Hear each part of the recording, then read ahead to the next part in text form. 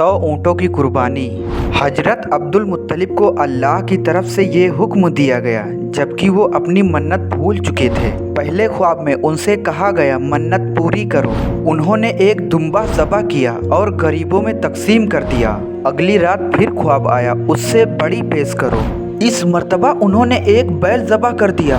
अगले दिन फिर ख्वाब आया और कहा गया इससे भी बड़ी पेश करो। अब उन्होंने ऊँट ज़बह किया। अगले रोज़ फिर ख्वाब आया और ख्वाब में यही कहा गया इससे भी बड़ी चीज़ पेश करो। तब उन्होंने पूछा इससे भी बड़ी चीज़ क्या पेश करें? तब कहा गया अपने बेटों में से किसी को ज़बह करो जैसा कि तुमने मन्नत मानी थी। अब उन्हें अपनी मन्नत याद आई, अपने बेटों को ज़बह किया और उनसे अपनी मन्नत का जिक्र किया। सबके सर झुक गए, कौन खुद को ज़बह करवाता। आखिर अब्दुल्लाह बोले अब्बा जान आप मुझे ज़बह कर दें। ये सबसे छोटे और खूबसूरत थे, लिहाजा कदिया अंदाज़ा करने का इरादा किया। तमाम बेटों के नाम लिखकर कदिया डाला गया।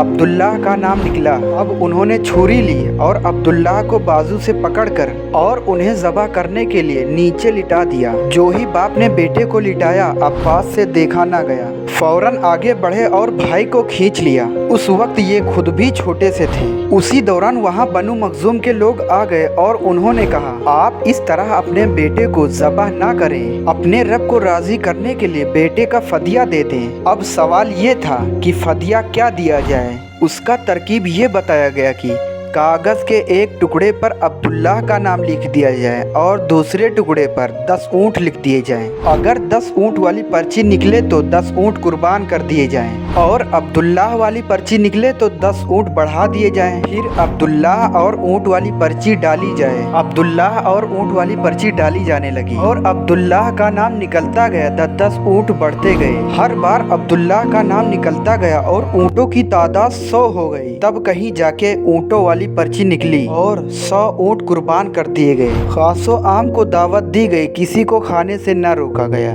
तो इस तरह अब्दुल मुत्तलिब की मन्नत पूरी हुई और अब्दुल्लाह कुर्बान होने से बचे। वीडियो अच्छी लगी हो तो लाइक एंड सब्सक्राइब जरूर कर दें।